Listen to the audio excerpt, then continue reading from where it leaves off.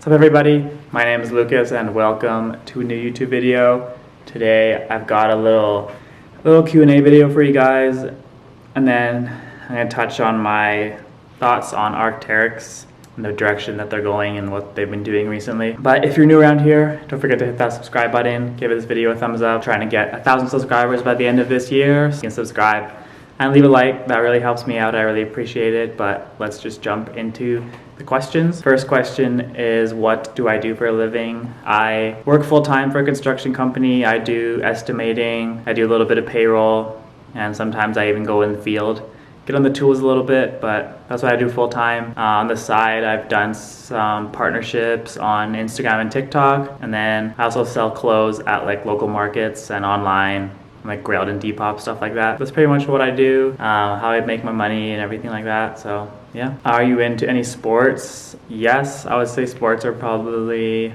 my favorite thing, my favorite hobby. Favorite thing to do if I have any spare time. I played hockey for 15 years, played baseball for like 7 or 8 years. As far as watching, hockey and soccer would be my favorite sports to watch.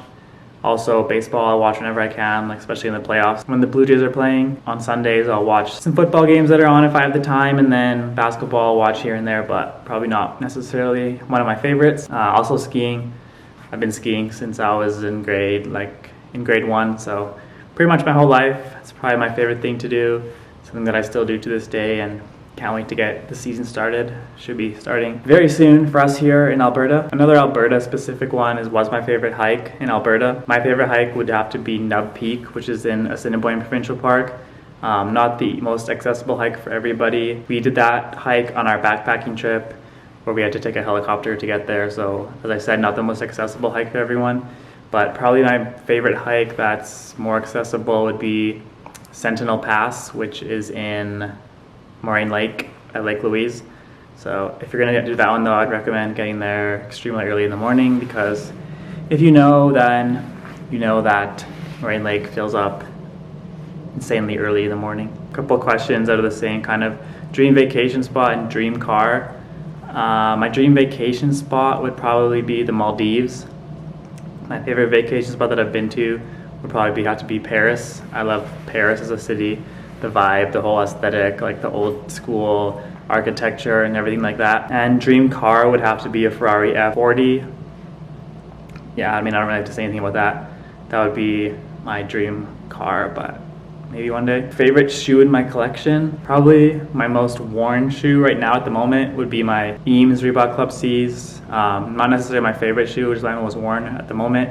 Probably my favorite shoe would have to be Aimé Leon New Balance 990 V2. Last question I'll answer will be where I get my inspiration from. I get my inspiration from a lot of places. Mostly I would say living in Calgary, especially super close to the mountains, so I probably take my inspiration a lot from like outdoors, the mountains, hiking culture, Gorpcore, so like Arcteryx, the Salomons, the And Wanders, and stuff like that.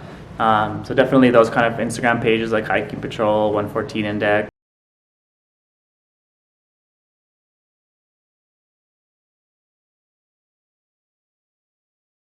There's just like certain Instagram pages that I follow that I take inspiration from. Nothing that's really coming to mind right now, but Instagram's certainly a place where you can find inspiration if you want to spice up your outfit a little bit. As far as stores are concerned, I would say Dover Street Market in New York specifically is always amazing. I love going there whenever I'm in New York and just looking at the installations, the styling, everything they do is so amazing and so well put together. People that work there are extremely talented, and I love going in there every time I'm there. Actually, one more question is, where do I shop usually? Recently it's been a lot of like thrifting, so locally thrifting or online. There's lots of good Instagram sellers, Grailed, Depop, obviously, eBay.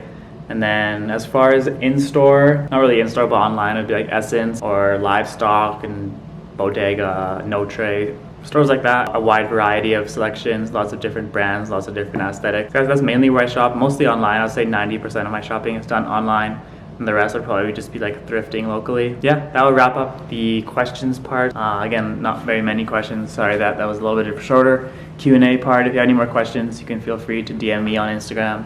I usually reply. Might take a while, but I try my best to get back to you guys. So then the next part, I actually got asked this on TikTok a while ago what my opinions on Arcteryx was, and personally, I'm sure as you guys know already, I'm a huge fan of Arcteryx. I've been a fan of them for not like crazy long, but I'd say like 5, 6, 7 years maybe. But yeah, I love what they're doing right now, especially I feel like they're kind of expanding their reach. Obviously with like last year, they reached like a super high level of hype, I guess you could say, especially with like Frank Ocean wearing that beanie. You had Travis Scott wearing the jackets when he was snowboarding. So that definitely increased the brand awareness, which I love to see. I love seeing like especially Canadian brands getting that worldwide recognition in the mainstream, not just in like the hiking and outdoors community. I thought that was super cool to see. And as far as like the hype and everything goes, I know some people get annoyed that, you know, all these people are wearing Arcteryx that are just walking around the city, not hiking in it, not skiing in it. But to me, it's like whatever. If you like the jacket, it fits the purpose for you. Like if you want a rain-proof jacket, obviously there's different alternatives. But if you want to get Arcteryx just to wear, if you live in like a rainy city or something, or a cold city in the winter, you want to get like a puffer or a down jacket to keep you warm, then go for it. I mean, obviously it's super like basic in terms of the silhouettes and everything. Sometimes they have crazy colors, but the functionality is always going to be there when it comes to Arcteryx. So I feel like if people want to buy it just to wear it and kind of look cool, then that's fine with me, because obviously people are always going to buy it for what it's worth, and people are always going to like look down on people that just want to buy it because it's cool, and it is what it is. Like wear what you like at the end of the day. And speaking of like them kind of expanding their reach, I really liked what they did with the System 8 collection that they dropped earlier or later in the summer, I guess it was. But that collection was amazing. I was a huge fan of that. I only got the short sleeve t-shirt, the white one. I wanted to get the Antler jacket, but I slept on that a little bit too long. So hopefully they're gonna do a restock soon. And if they bring that jacket back, I'm definitely gonna do my best to pick it up. Yeah, I think that was a good collection if you wanted to buy something that wasn't necessarily meant for like mountaineering or in the alpine, hiking or skiing. If you wanted to just wear something casually around the city, that collection definitely suits that purpose. And I actually think they're releasing a part 2 of the System 8 collection, or a restock with some more women's focused, women centered silhouettes and pieces. So I'm really looking forward to that. I think it's supposed to drop sometime in November, but not 100% sure on that. But definitely keep your eye out on the Instagrams. I'm sure it's going to be posted everywhere as soon as more information comes available. And also a collection that's dropping this week, actually, the Jill Sander collection. I'm a huge fan of that too. The price points, I'm not 100% sure, but I think they're going to be really expensive, which I'm not really surprised. But I love that they focused mainly on snowboarding and skiing. So if you want to buy it for that purpose, you definitely can. Like myself, I was going to look into getting the bib, but if the price point is what I've read it is going to be, which is like $1,500 starting price, then I'll probably have to pass on that, unfortunately. It's a bit too steep. It looks amazing. I love the details that the Jill Sander team added to the jackets, the bib, the onesie. And then of course, you got the Arcteryx functionality. I think everything's all Gore-Tex Pro. So, it's going to be extremely rugged. You can wear it skiing. You're not going to worry about getting it ripped or anything like that. So yeah, personally, I'm a huge fan of that collection. I know some people thought it was kind of like a gimmicky, but I'm a huge fan. Like Arcteryx, they always seem to kill their collabs, whether it's like the Jill Sander, the Beams collabs that they always seem to do. Even the Palace one last year was pretty cool.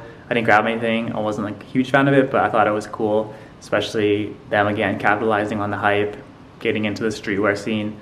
I thought that was really smart by them, and they did a really good job in that collection as well. And then, as I said earlier, there's obviously different alternatives. There's lots of hiking brands that you can definitely get really good bang for your buck on the outdoor wear. Obviously you got brands like North Face, Patagonia. I would say I'll put them at the same level as Arcteryx when it comes to establishment and the quality and the functionality and everything that you're going to get. And then you got if you live in Canada, you got Mountain Equipment Co-op, MEC. I actually bought a pair of pants in the summer. I believe they're the exact same as the Zeta Arcteryx pants, and they go Gore-Tex, waterproof, super light. This is just like a shell pant. I wore them camping, hiking. They were amazing. They held up for me extremely well, and for like a fraction of the price of the Arcteryx pants. And then if you live in the US, you got REI as well, which is like a really reputable store, similar to Mech in Canada. Hello? And then you're also gonna have maybe lesser known brands like Mountain Hardwear, Outdoor Research, brands like that, Salomon of course, Morel even. Then you got some more brands from overseas such as And Wander, This Is Never That, brands like that. So there's definitely lots of alternatives, whether you're looking for performance gear, gear that you can wear casually. So if you're into the Gorpcore, the hiker aesthetic, there's definitely a handful of brands that you can check out. It doesn't have to be just Arcteryx, even though the hype's like super high right now, which is fine, but there's definitely lots of brands you can look at and get into if you're into that, or whether even if you just want to wear it casually around, you can definitely find brands that suit that as well. So yeah, that's just my little bit of my thoughts on Arcteryx, where they're at right now, the current state of it. Yeah, I'm a huge fan of it. As I said before, I probably always will be a fan. I love the gear. All the gear I've had has held up extremely well. I've never had any issues with it whatsoever. I wear it hiking, skiing, in the city, camping, you know, traveling, whatever. Yeah, it's held up extremely well for me. So for me, it's definitely worth the price. So yeah, thank you guys so much for watching, especially if you made it all the way to the end. I really appreciate it, and I will see you on the next one.